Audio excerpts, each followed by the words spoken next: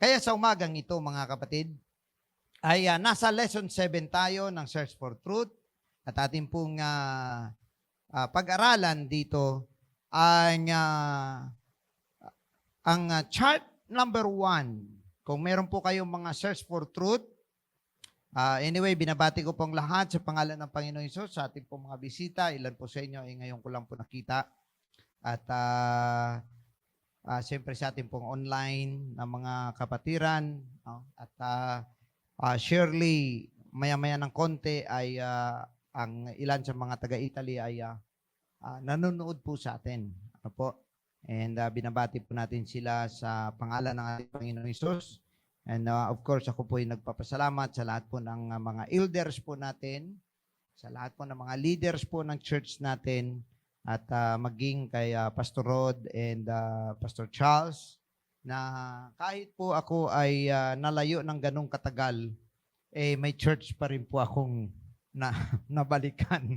Praise God. Now, maraming mga pastor natatakot actually umalis ng mahigit ng 2 linggo sa kanilang church. Isa pong nakakalungkot na bagay na nangyari din po doon sa Italia, sa church po natin sa Roma. Nag-attend lang po ang pastor ng General Conference sa US. Pagbalik niya, ilan sa mga elders umalis na. 2 weeks lang po yun. 2 weeks lang. Dapat yung pastor na yon, bisita pa namin sa anniversary, hindi na nakapunta. Natakot na. Malay mo. Pagbalik niya, at ito pang malungkot, bibinti lang po kasi sila. Tapos nawalan pa. Kaya mga kapatid, malaking pasalamat ko sa Panginoon na may congregation akong ganito. Praise the Lord.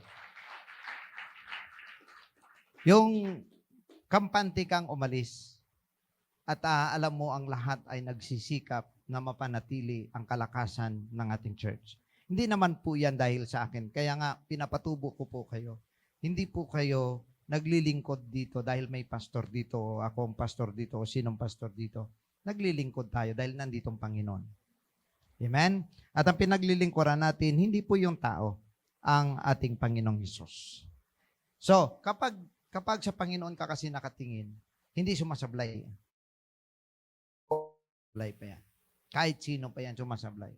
So, minsan nakakalungkot man na isipin na meron po mga ganong pagkakataon. Ang pastor ay nagsisikap din sana na mapalakas ang kanyang sarili sa pag-attend ng mga conferences, makamit ng mga bagong pastors, makarinig ng mga preaching, and then pagbalik niya,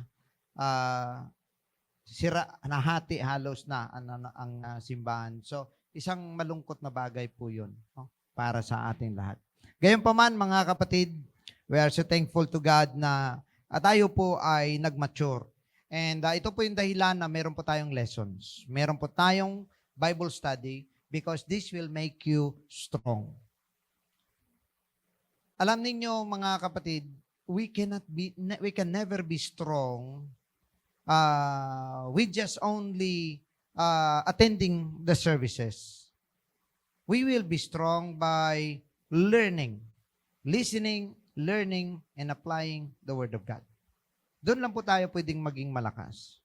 Ang ating kasing pagsamba minsan ang gusto ng mga tao, puro kasiyahan, lukso-lukso, sayaw-sayaw. Okay po yun. That's Pentecostal.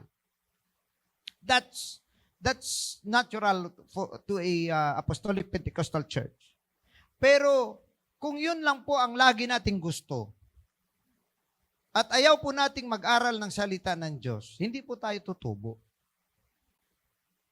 Kasi darating ang araw, makalimutan mo ang naramdaman mo ngayon. Makalimutan mo yung saya mo ngayon. Kahit nga nakaka-receive mo lang ng Holy Ghost, ang saya ng feeling mo. Pero isang linggo makalipas, wala na. Ano ang magmi-maintain sa'yo? Yung Word of God na nagre-remind sa'yo lagi. Nagre-remind. Araw-araw, nagre-remind. Kaya ang ating Panginoon, He is full of the Word. He rebuked the devil with the Word. at ang lahat ng mga apostol, they use the Word of God para sila po ay manatiling malakas at sila po ay may alab. So kapag nawawala ang apoy mo, basa Bible. Alalahanin mo mga salita ng Diyos. Yun po yung ating armas. Kaya nga, double-edged sword, di ba? At umaabot, tumatagos sa mga kasukasuan. Kaya nga na minsan masarap ang Word of God, minsan mapait, minsan naman masakit. Pero kapag hinayaan mo, gamot po yan. Pag hinayaan mo lang, hayaan mo lang. Kapit lang, kapatid. Kapit lang sa upuan. Humihigpit ang hawak pagka alam mong sa'yo na papunta. Pero mga kapatid, yan lang po ang tangi nating kalakasan sa lahat ng bagay. Now ngayon, isa sa mga kamangha-mangha na ginawa ng Diyos sa atin ay ang pagliligtas sa atin. It's very amazing. Brethren, it is one of the most amazing thing that we cannot fathom and we cannot understand until now. Why should God save us? Kahit anong paliwanag sa Bible, wala po ako may makita, maliban na lang na minahal tayo ng Panginoon. Bakit niya tayo minahal ng ganon? Di ba? Pasaway nga tayo lagi. Sino ba sa ating maka-perfect? Perfect attendance, perfect sa prayer, perfect sa verses, perfect sa walang perfect eh. Pero hanggang ngayon, hindi mo maintindihan bakit tayo minahal ng Diyos. And that is one of the amazing thing that God had made or done for us. At kung titingnan natin, mga kapatid, ang ating Panginoon, ang kaligtasan natin, mabuti sana kung ang kaligtasan is just by the Word. Example, you're saved, you're saved, you're saved. Ganun lang. And then it's done. Unfortunately, salvation comes with a price. It comes with a price. At hindi ordinaryong presyo, mga kapatid. Hindi ito ordinaryo na presyo na kahit isa sa atin, palagay ko mga kapatid, atras kung ito ang requirement para maligtas. Kagaya for example, mga kapatid, sino ba sa inyo ang gustong willing para lang maligtas ay ipako din sa cross? Pabaptize nga lang ay halos-halos pa. Papako pa kaya sa cross? At hindi lang ipako sa cross, asanin mo pa yung cross. Mga kapatid, pag tiningnan natin, hindi ordinaryo ang presyo na binayad sa atin ng Panginoon. So, pwedeng umatras ang Panginoon kasi siya naman ang naglikha ng lahat ng bagay. Siya ang nag-set ng rules. Pero alam nyo ba kung bakit, mga kapatid, na ang ating Panginoon, actually, hanggang sa langit na natin talaga malalaman ang totoong paliwanag. Ang totoong paliwanag, sa langit na lang natin malalaman bakit tayo kailangan pang iligtas ng Diyos na pwede naman siyang gumawa ng bago. Maglikha ng bago, tunawin ang buong universe at gumawa ng bagong universe at maglagay ng bagong Adan at Eva, pwede. Pero mga kapatid, isang bagay yan na without understanding, hindi mo kailangang intindihin. Basta ang alam natin, minahal tayo ng Diyos at ayaw ng Diyos na mapahamak tayo. Praise the Lord. Now, doon tayo sa dulo. Kasi lagi sa atin masaya yung kapanganakan. Tama? Pag may nanganak na bata, may bagong anak sa bahay, di ba masaya ang bahay? Ang mga nanay overacting. Tama ba ako? Overacting. Pagbukas mo ng Facebook mo, wala ka nang may makita. Puro anak na lang. Oo. Siyempre, maintindihan mo mga nanay. Imagine ka kung ang hirap mo mabuntis. For example, katagal-tagal mong inantay yung bata, di ba? Pero makita mo, overacting talaga mga nanay. Masaya pag may bagong panganak. Sa church, masaya din kapag may bagong mabautismuhan. Pag ang church, mga kapatid, umabot na ng buwan, walang mabautismuhan, unti-unti na po yang magiging malungkot at boring. Now ngayon, mga kapatid, nung ipinanganak ang ating Panginoon, nagkasiyahan, maging tayo naapektuhan ng kasiyahan. Jingle bells, jingle bells. Di ba? Meron pang awitin ng pero actually, sa totoo lang, may mga awit tayo sa during Christmas time. Sabihin ko na lang yung event, Christmas time, na hindi po yan intended sa Christmas. Intended, kanta lang po yan para sa kapanganakan ng Panginoong Hesus. For example, O Little Town of Bethlehem, Holy Night, Hark the Herald, hindi po yun pang Christmas. Opo.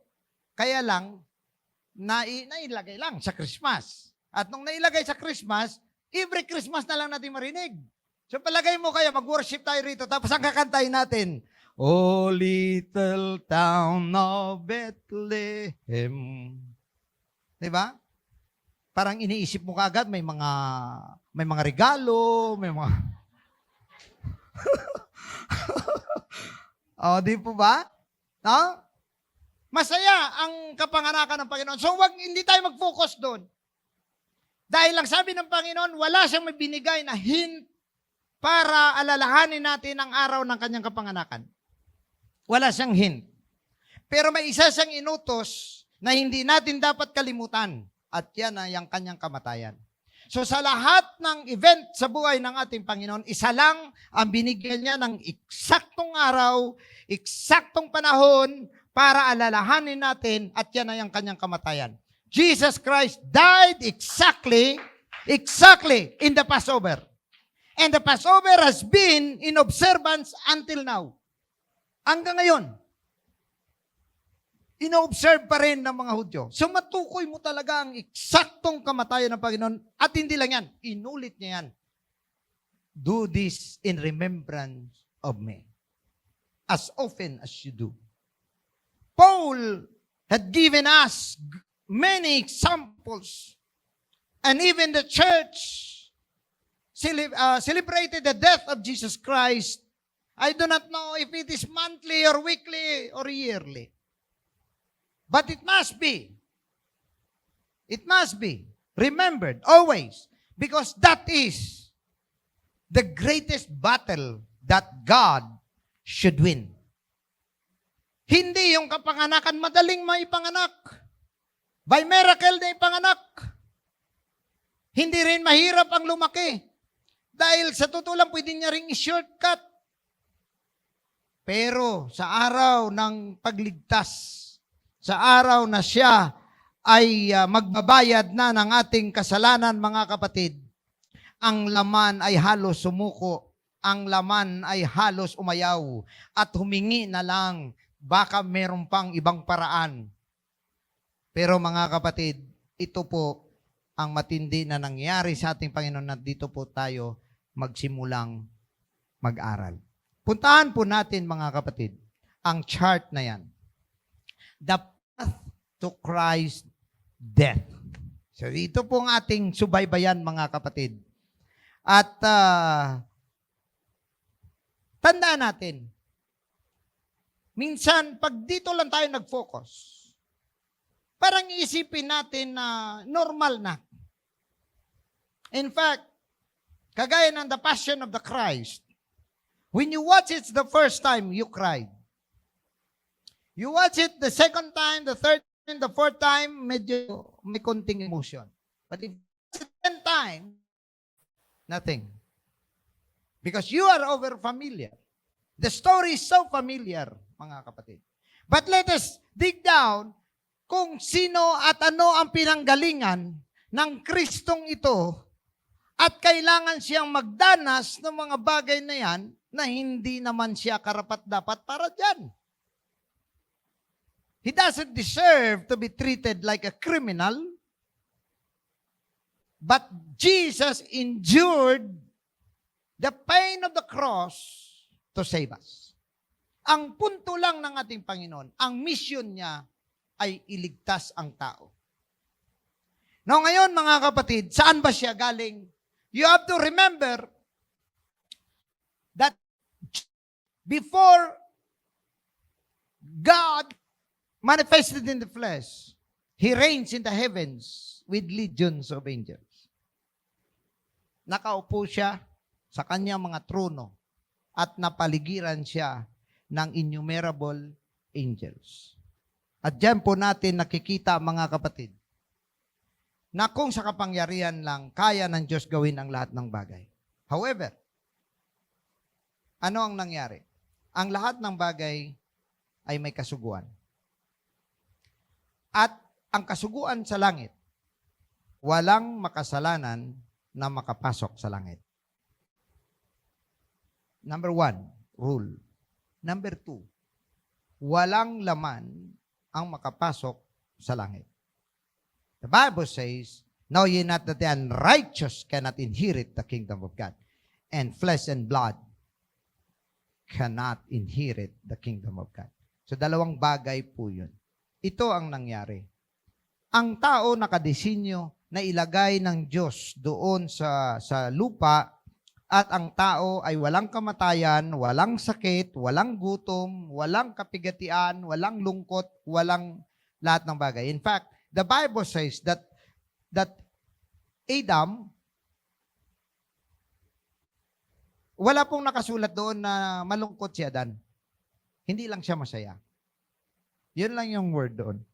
He is not happy dahil wala siyang kasama. So nilagyan siya ng kasama si Eva at naging masaya si Adan.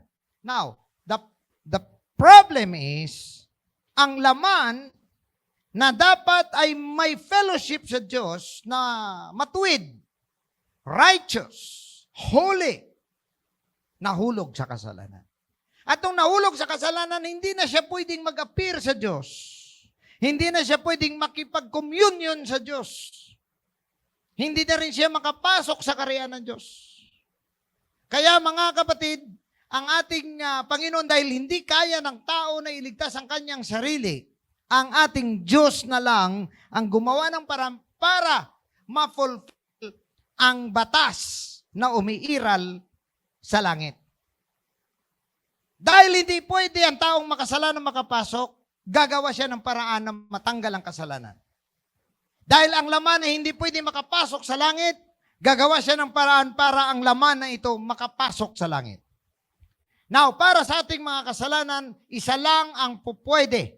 Sabi ng Biblia, without shedding of blood, there is no remission of sins. Ibig sabihin, kailangan may dugo, kailangan may mamatay. The Bible says, for the wages of sin is death. So there must be death, there must be blood. Now, God is a spirit. He has no flesh, He has no blood. And that is why He must have the flesh. Kailangan siya magkaroon ng laman. Kaya mga kapatid, mula sa kanyang trono, ang nasa isip dahil nahulog ang tao sa kasalanan, ang nasa isip lang ng Diyos, nangako siya na iligtas niyang tao. At ang sabi ni Apostol Pedro, the Lord is not slack concerning His promise, count slackness, but is long-suffering. Take note of the word, long-suffering to, kanino? Us. Sa atin, may pasensya natin. Mabilis tayong magalit. Amen? Mabilis tayong mawala ng pag-asa. Pero ang Diyos, pag nakatingin sa atin, pinapahaba niya pasensya. Pinapahaba niya. Pag hindi niya pinahaba, ubos na tayo mga kapatid. Wala nang may naiwan dito. Pero pinapahaba niya. Bakit? Because He is not willing. Take note of that. That any. Who is that any? Anybody of us. All of us. Lahat tayo. He is not willing that any should perish. And there is only one way back to God, repentance. Alam ba ninyo mga kapatid, na dahilan ng pagkalayo ng tao after na mahulog sila sa kasalanan at nawalan sila ng kaluwalhatian ng Diyos, ay dahil hindi sila marunong mag-repent. Tingnan ninyo si Adan at saka si Eva. Nag-repent ba sila? Tingnan ninyo si Cain. Nag-repent ba si Cain? Alam ninyo kung nag-repent si Adan at saka si Eva, hindi natin alam kung anong mangyayari. We do not know what will happen. But the problem is, kaya nga ang isa sa mga bagay na una na dapat natin gawin ay ang kilalanin na tayo ay makasalanan sa harap ng Diyos. At kapag mo na ikay makasalanan, so ang punto ng Panginoon, bakit repentance? Because repentance is the gateway back to God. So you cannot enter inside the kingdom of God without starting repentance. Pag hindi ka nag-repent, mga kapatid, hindi ka makapasok. So yun ang gateway, mga kapatid. At dahil dyan, siya po ay nagkatawang tao. Sabi ng Biblia, nag-isip siya na dapat iligtas niya ang kanyang bayan sa kanyang kasalanan. At mula sa tronong nagliliyab, mula sa tronong makapangyarihan, mga kapatid, napunta siya sa sabsaban. Imagine, mga kapatid, bakit napunta dyan ang Panginoon? Pwede namang may hospital naman. May mga hotel naman doon na po pwedeng. May mga bahay naman doon. May mga kwarto doon. Alam niyo, dahil walang may available, walang may nakatanggap sa kanila, nag-try si Joseph at saka si Mary na makapaghanap ng magandang kwarto, magandang bahay para sa kanila. But everybody's busy. Full reservation. Sold out. Kaya akalain mo yon, mga kapatid. Ang Diyos, pagpunta niya sa lupa para iligtas tayo, wala tayong puwang para sa Kanya. Wala tayong panahon para sa Kanya. Ngayon, pang struggle natin. Sa ibang bahagi ng mundo, mga kapatid, going to church is optional. Option lang. Pag may time, go. Pag walang time, last priority. Kaya hindi ko napigilan na mag-ano ng mensahe sa kanila na sometimes, mga kapatid, ang halaga lang ng pagsamba natin sa Diyos, ang kapalit lang ay birthday. Minsan kasal. Tayo magpakasal kayo ng linggo, suluhin nyo. Bakit ang dami naman Lunes hanggang Sabado? Bakit linggo talaga? Nakaset na. Nakaset na. 'Di ba? Tapos may time pa yan. I-cut off ang service kasi baka ma-late sa birthday. Wow. Takot kang ma-late sa birthday? Hindi ka man lang nakonsensya dito sa harap ng Panginoon. Pero mga kapatid, ang ating Panginoon, pagka tinignan ninyo, gumawa siya ng paraan. Pwede naman siya manahimik sa kanyang mga trono, pero kinakailangan niya lang, gusto niya lang na tayo iligtas. Ang nung ginawa niya, with this uncomfortable situation, kinaya ng Diyos. Kinaya niya na ang kanyang tulugan ay mga damo at sabsaban kainan ng hayop. Hindi yan. Actually, that is not the choice of God. It is the choice of men. Alam niyo ba kung bakit nandiyan ang ating Panginoon? Because it is the choice of man. Dahil ang tao walang may bigay. Walang may bigay na panahon. Walang may bigay na space. So imagine ka from that kingdom, from that heaven, mga kapatid. Bumaba ang ating Panginoon, but until here, wala siyang puwang sa puso ng tao. At alam ninyo, mga kapatid, ang unang saksi ng kapanganakan ng Panginoon, hayop, hindi tao. Hindi yung mga ibang bisita.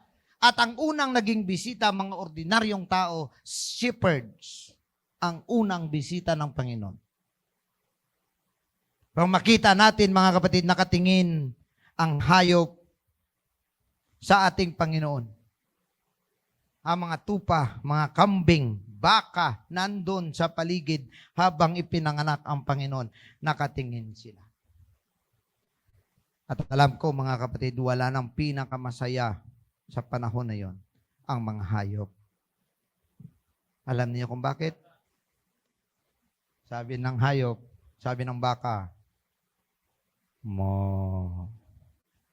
tapos na ang ating misyon. Hindi na tayo kakatayin. Alam mo yun? Yung tupa, magpapasalamat siya kasi bawat kasalanan ng tao, tupa, kambing, baka. Ngayon, hindi na. Wala na. Kaya palakpakan ng mga hayop ha. Ay, thank you, Lord! Thank you, Lord! Praise God!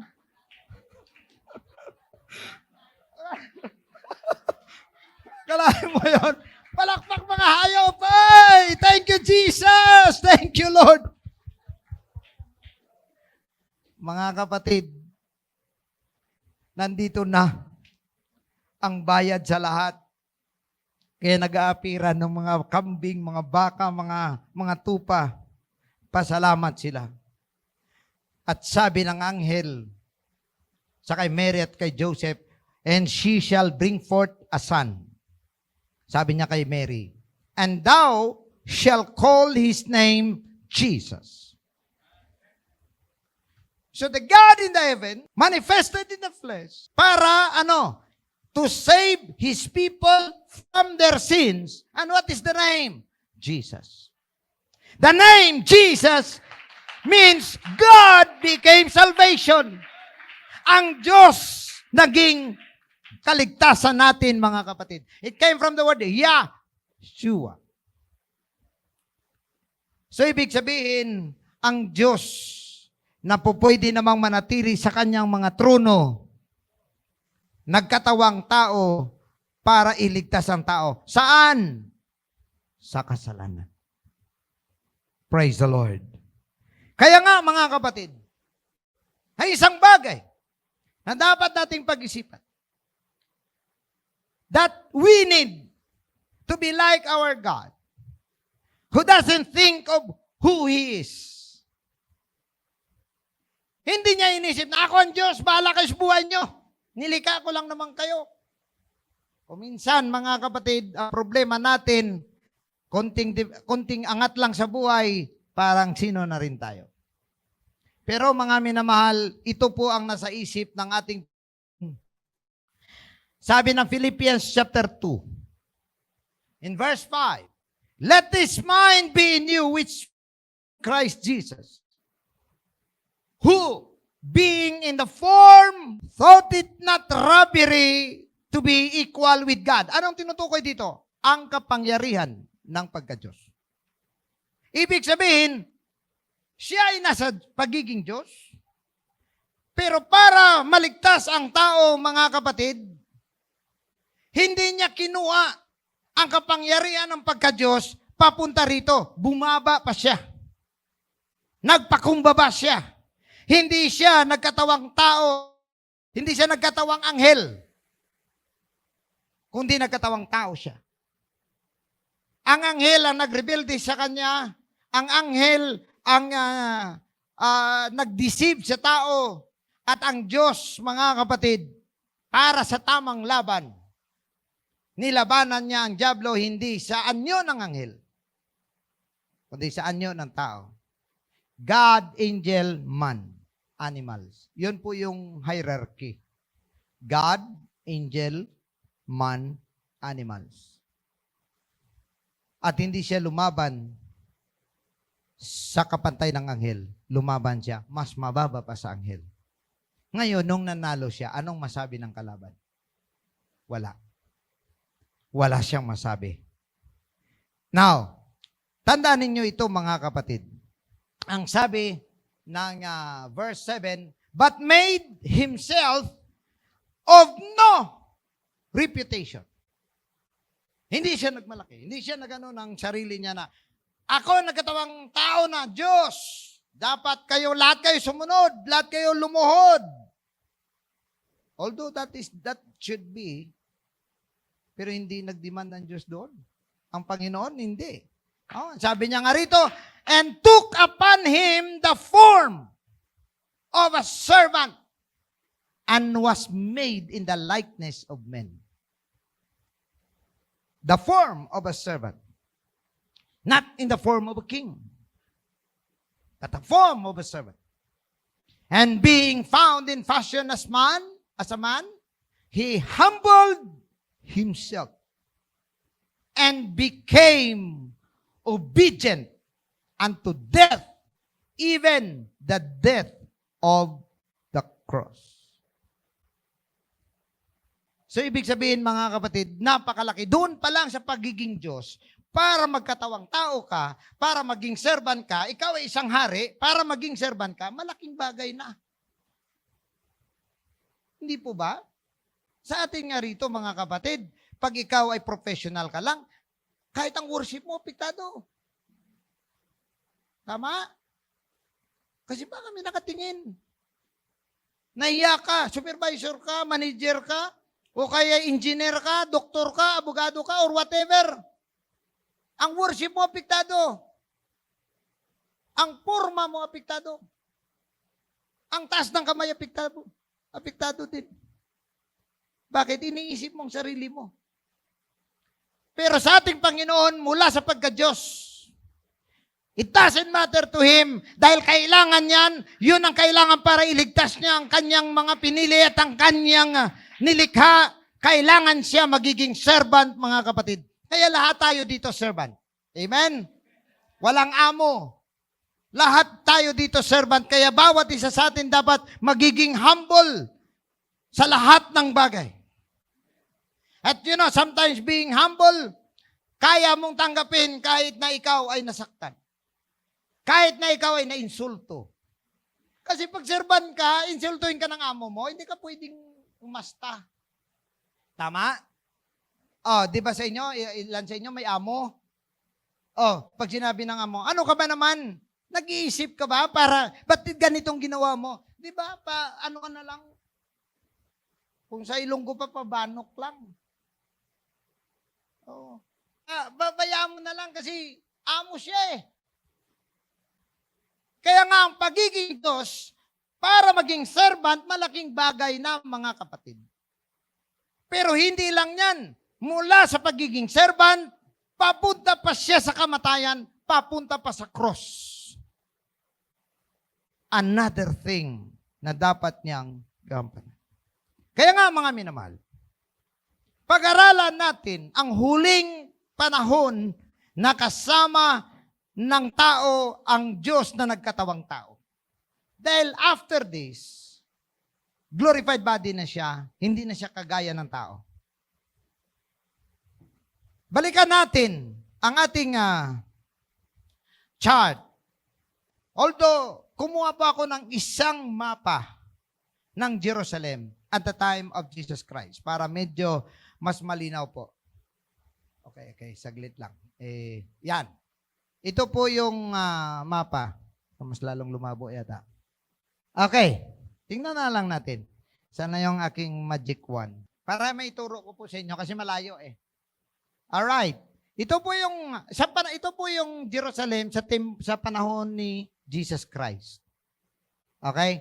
Now, ito yung templo na tinayo ni mula kay Solomon, tapos ay nirestore ni Isra at saka ni Nehemiah, and then pinagawa ni Herod. Ito na po yung templo ni Herod. Ito po yung naabutan ni Jesus Christ. Now, ito po yung Pool of Siloam. At ito po yung mga palasyo. Ito po yung palasyo ni Pilato, palasyo ni Herodes, bahay ni Anas at saka ni Caiaphas. Dito po. At ito po yung ang Gethsemane, and this is the Mount of Olives. So, paakyat po yun. No? Ito po yung Mount of Olives. At katabi lang po niyan ang Garden of Gethsemane na puno po ng olives. Now, tingnan natin sa unang bahagi, mga kapatid, magsimula tayo doon sa Last Supper ng Panginoon. So, sa last night tayo ng Panginoon. Ay, sorry. Ano ba yun? Balik lang.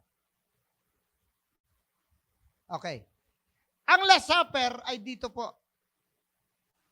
Yan, sa upper room dito. na pinaniniwalaan din na po ang Pentecost. O dito po naganap sa isa sa mga mataas na bahay po rito. So dito po ang lugar ng Last Supper. And kung inyong makita, ito ang aking gagamitin na picture para hindi po kayo masyadong maapektuhan. Kasi pag yung nasa mga bahay nyo, ang picture, baka mamaya isipin nyo, yun na nga ang Last Supper. So tandaan natin mga kapatid, ito hindi lang po traditional na pag-ano ng Last Supper. Pero ako po'y naniniwala na ang Last Supper nila ay nag-iikot po sila sa mesa. Nakaikot po sila doon sa mesa.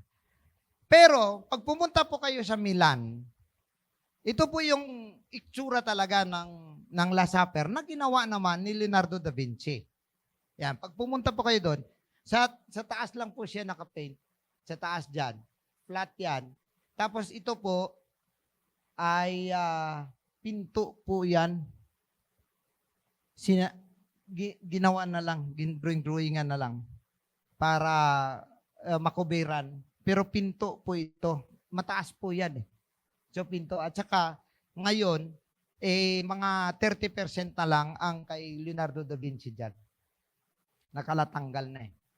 Natutuklap. So, inayos na inayos. So ito ang ating alam na Last Supper.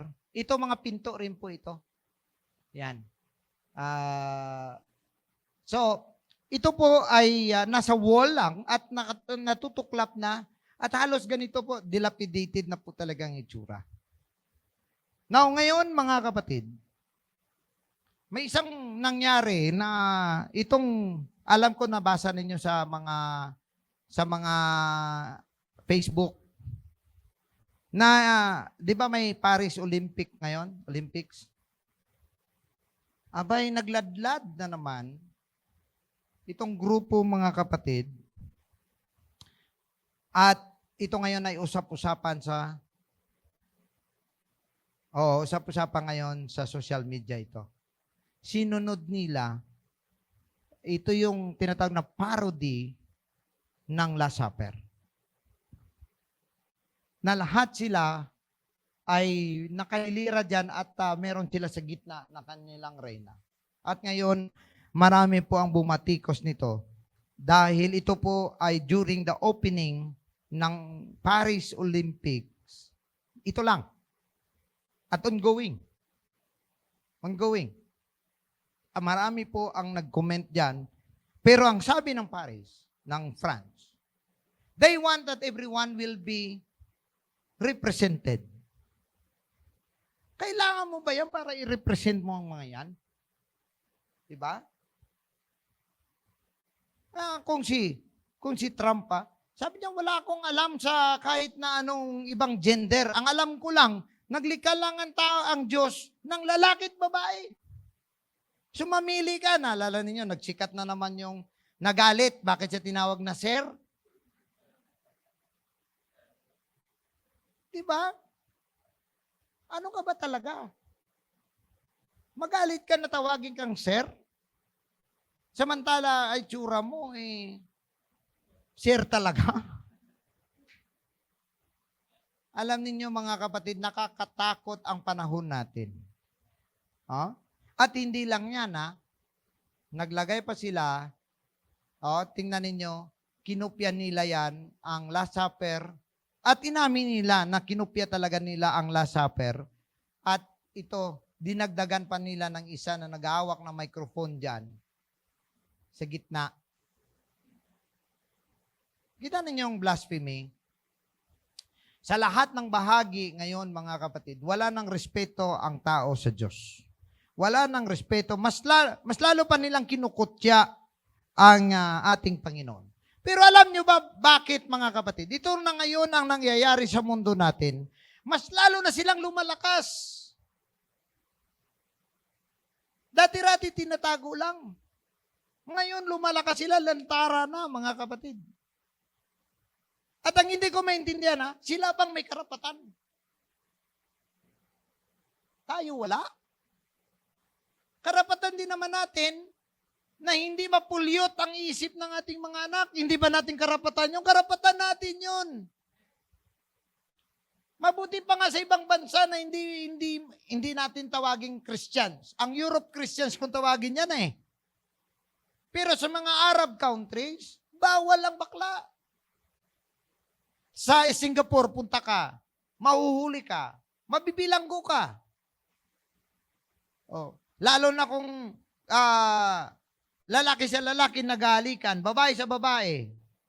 Sa Europa, ay naku, wala. Baliwala talaga. As in, wala akong pakialam kung gagawin ko to sa harap mo. Grabing tao. Pero alam nyo ba mga kapatid, kung bakit ang Sodom at Gomora sinunog ng Diyos? Hindi lang actually na dumadami ang bakla at ang mga tumboy. Hindi lang ganun. Ito, mga kapatid, isang katanungan, bakit ang Sodom at Gomora ay nagiging abo at pati ang Israel ay kumbaga ay napunish din ng ating Panginoon.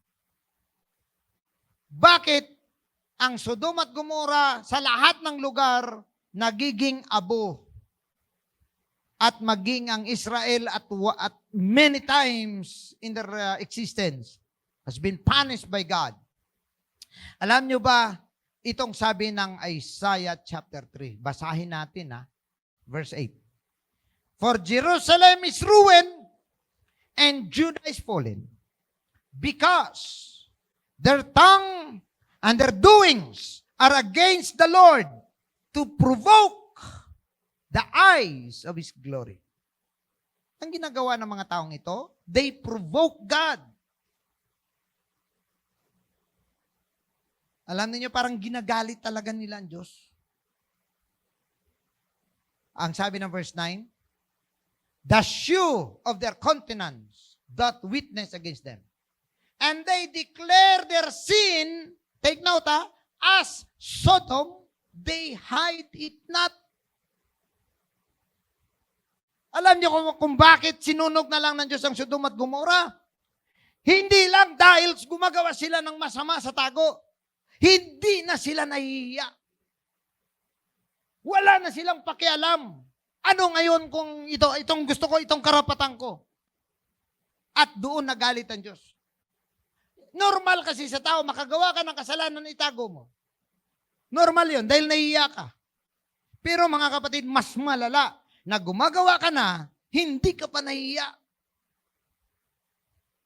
Nilalantad mo pa. Yan makita mo, katabi lang natin. Kung ito Jerusalem, Sodom sa kabila.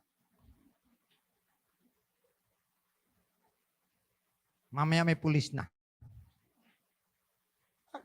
At hindi nahiya, hindi nahiya, sa kalsada pa yan. Ang kanyang heels, ganito pa kataas. Tapos gaganon-ganon pa siya.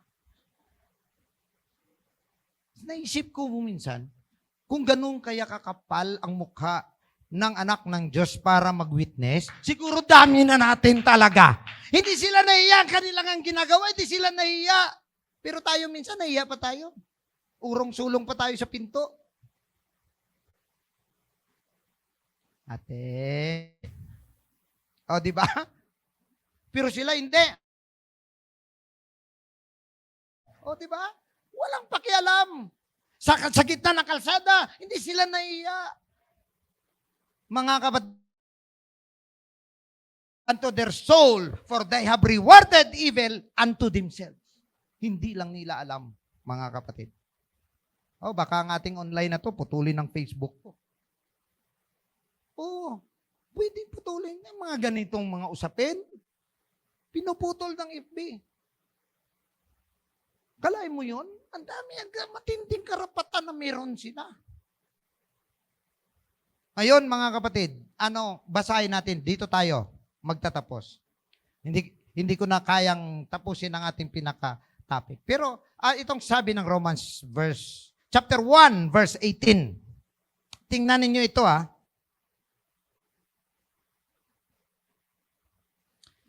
Verse 18. For the wrath of God is revealed from heaven against all ungodliness and unrighteousness of men who hold the truth in unrighteousness. Alam nyo ba mga kapatid, na ang problema ng mundong ito is not about innocence or without knowledge. The problem of men is ignorance. They know about God, they know the Bible, but they ignore it. Ang sabi ng verse 19, because that which may be known of God is manifest in them, for God hath showed it unto them. Ang sabi ng verse 20, for the invisible things of Him from the creation of the world are clearly seen, being understood by the things that are made, even His eternal power and Godhead, so that they are without excuse. Now, tandaan ninyo ito mga kapatid, hindi itinago ng Diyos ang pagka-Diyos niya. Pinahayag niya mula sa creation, mula sa kanyang mga salita, even history, even everything that you can read about, mga kapatid, even science. He proved of His being God, para walang isa sa atin dito ang tatayo at sasabihin niya, hindi ko alam na may Diyos. There is no one that is excused of not believing God. In verse 21, because that when they knew God, tandaan niyo ito, once sa mga tao na yan, naniwala din yan sa Diyos. But they glorified Him not as God, neither were thankful, but became vain in their imaginations, and their foolish heart was darkened. Itong problema na. Ang puso na nila, dumilim na. Na parang akala mo, ang dami na rin nilang alam. Ang sabi ng verse 22, professing themselves to be wise, they became fools. Alam ninyo mga kapatid, maging ang mga simbahan ngayon, tandaan po ninyo ito, hindi mo na maintindihan ang pinapangaral sa mga churches. Nakita ninyo may Pilipino ngayon, nagiging viral na naman siya. Ang tinitira niya si Yahweh. At lahat ng masabi mong hindi mo dapat sabihin, alam niyo ang mga Hudyo, walang ang vowels ang Yahweh. Walang ang vowels ang Yahweh. Alam niyo kung bakit walang vowels? Alam niyo ba kung anong vowels? No? Para review na lang. A, I, I, O, O. Ang lahat ng hindi mo mabigkas, like C, B, D, F, G, consonants. 5 lang ang vowels. A, I, O, U. Ang Yahweh, tawag po diyan ay tetragrammaton. Tetra means 4-letter words. 4-letter word, without vowels. Alam niyo kung bakit? Dahil bawal bigkasin. Kaya mo yun? Alam niyo ba pag nagsulat ang Hudyo, ang God, das, di. Walang U. Hindi sila nagbubuo. In respect to God. Pero ngayon, anong ginagawa ng mga tao? Kahit dito, makita niyo, narinig niyo yon, yung Pilipino na preacher na yun na bata pa. Hindi ko malaman kung ano ang klaseng kongregasyon meron siya na kayang tanggapin ng ganon. Kalay mo pati Diyos bastusin mo sa gitna, hindi ka na nahiya. So mga kapatid, pagka pinakinggan mo parang ang akala mo ay matalino sila, pero nagiging mangmang sila. At ito pang matindi, and change the glory of the incorruptible God, an image made like to corruptible men. So ibig sabihin, mula ang Diyos na walang imahin, Espiritu na Diyos, naglagay sila ng imahin na kagaya ng tao at kagaya ng ibon, kagaya ng mga hayop, di ba? Kagaya ng mga baka sa ibang lugar, baka ang Diyos niya, iba naman agila, ang iba naman mga kapatid ay ahas. Nakita ninyo? Yung Egypt, ahas. Ang kanilang Diyos, kubra. Sa India, mga baka. Sa ibang lugar ay agila. Na talaga. Yan ay binabanggit ng ating Panginoon, mga kapatid. At ano ang nangyari? Verse 24, wherefore God also gave them up to uncleanness through the lust of their own hearts to dishonor their own bodies between themselves. Inalaw na lang ng Diyos. Hala, sige, gusto nyo ng madilim na buhay, ayan na. Pinakita ng Diyos. Ginawa na silang madilim, natakpan, bulag. Hindi na nila makita kung anong tama at anong mali. Naalala ninyo nagkaroon dito ng Pride Parade? Naalala nyo yon dito? Di ba may nag-preach? Talagang sinasayaw-sayawan pa nila doon sa harap ng nagpipreach. Buti naman, pinaulanan ng Diyos. Hindi natuloy. Nabasa ang mga sound system. And then pagkatapos hindi na, kumbaga nagsiuwian na lang sila for grabbing traffic. Hindi ba? So ibig sabihin dami na nila. Marami na sila. Kaya lumayas na tayo, mga kapatid. Alis na tayo dito. Amen?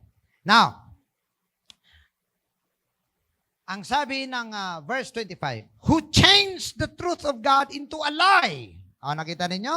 Kung anong nasa Biblia, kabaligtaran. Kabaligtaran. Kung anong nakasulat sa Bible, binaligtad nila and worship and serve the Creator more than the Creator who is blessed forever. Amen.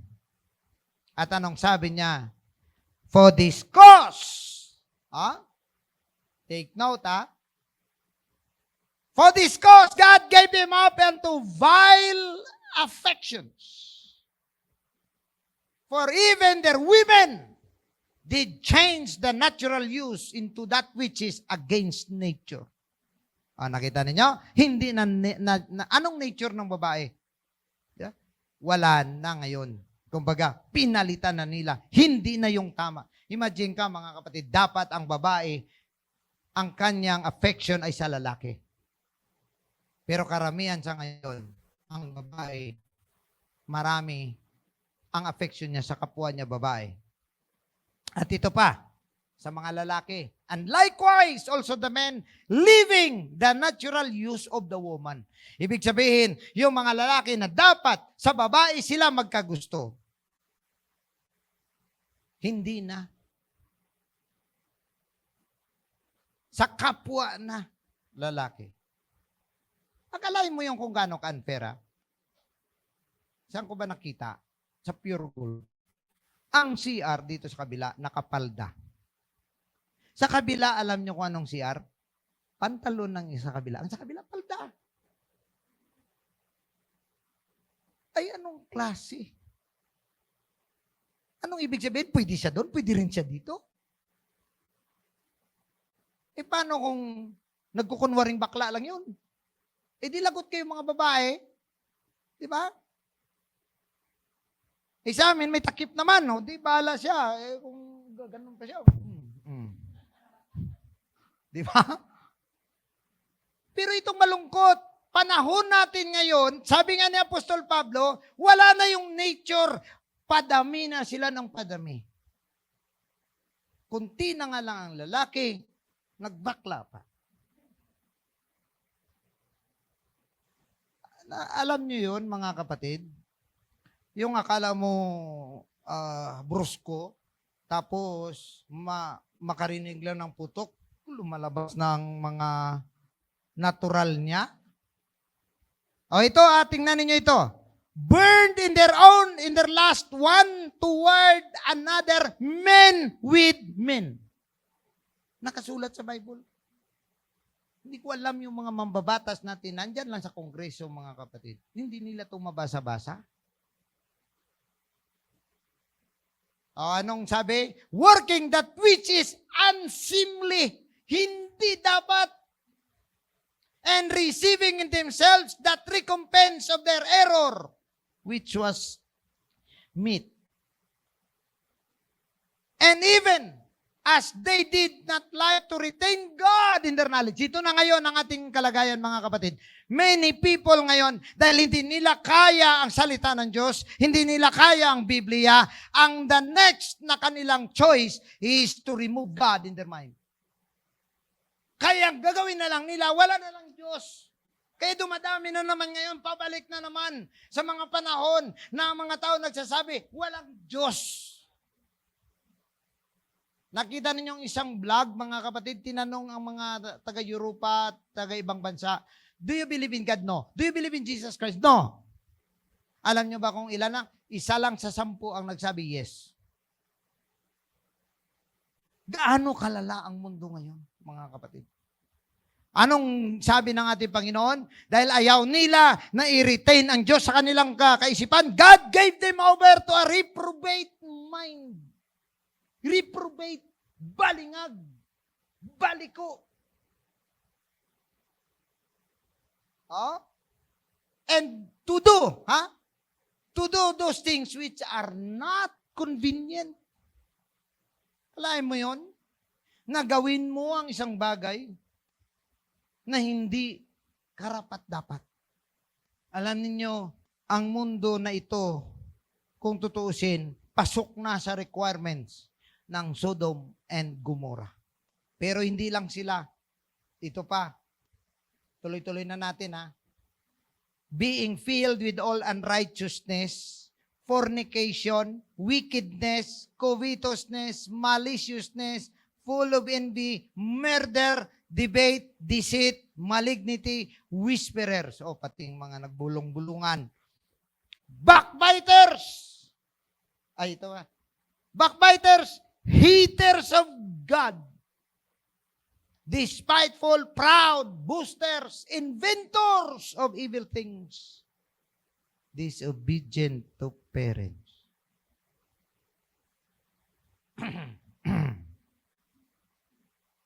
Mukhang mauubos tayo rito, mga kapatid. Walang may maiwan. Ano pa?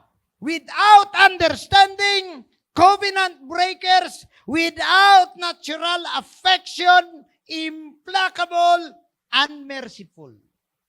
Lahat na. Who, knowing the judgment of God, that they which commit such things are worthy of death, not only do the same, ito, take note, but have pleasure in them that do them. Praise the Lord. So, hindi lang sila na gumagawa, kundi gusto nilang gawin talaga. That is why, sa ating pagtatapos, there is no wonder that Apostle Peter Weinberg, afterwards did he testify and exhort, saying, save yourselves from this untoward generation. Sa aming mga mahal na bisita, palala ang mundong ito, wala na tayong tsansa, wala na tayong ibang pag-asa maliban sa iligtas natin ng ating mga sarili mula sa balikong henerasyon na ito. At isa lamang, mga kapatid, ang ating response na dapat gawin. We must repent of our sins. We must get baptized in the name of Jesus for the remission of sins. And we must receive the Holy Ghost para ang ating pong mga katawan ay mabago sa pagdating ng ating Panginoon. And that is why when Peter explained to them, in verse 41 it says, when they that gladly receive His word were baptized, the same day there were added unto them about 3,000 souls. Mga minamahal, kung ang mga taong ito ay hindi nahihiya na insultuhin ng Diyos, at lumabas sa natural na kalagayan ng isang tao. Hindi na sila nahiya magpakita ng kanilang mga mukha, ng kanilang mga ginagawa, mga kapatid. Na kung tutuusin, ang tawag ng Biblia dyan, nakakahiya. Pero hindi sila nahiya. Kaya nga sinasabi ko, iniisip ko, dapat taong ito ay kagaya ng gana natin sa pagpalaganap ng salita ng Diyos at pagpapakilala sa ating Panginoon. Na hindi tayo nahiya. Amen? Na hindi rin natin ikinakaya kung hindi sila nahiya sa mga mas lalong nakakayang bagay. Ito, mga kapatid, ang pag-share ng mabuting balita ng ating Panginoong Isus ay isang bagay na honorable at kailangan ng bawat isa. Kaya nga, ang sabi ng ating Panginoon, isang babala, whosoever therefore shall be ashamed of me and of my words in this adulterous and sinful generation, of him also shall the Son of Man be ashamed when he cometh in the glory of his Father with the holy angels. Mga minamahal, ang dahilan kung bakit hiniwalay ng Diyos ang church, it's because we are not of the world. We are not of this world. Tandaan natin ito. Ang mga bagay sa lahat sa gugunawin ng Panginoon, paparusahan ng ating Panginoon. And that is why, isa na lamang ang dapat natin gawin. Iligtas natin ang ating mga sarili at ang ating mahal sa buhay, mga kapatid, bago pa man matapos or mahuli ang lahat. And we are in this house, brethren. At isa lang ang ating gustong gawin sa bahay ng ating Panginoon. Ang purihin, sambahin, pasalamatan natin ang ating Diyos na pumili sa atin sa araw na ito, mga kapatid. Huwag nating sayangin muli ang araw na ito. Purihin natin ang Diyos. Buong kaluluwa, buong kalakasan as we worship the Lord. Hallelujah. In Jesus' name.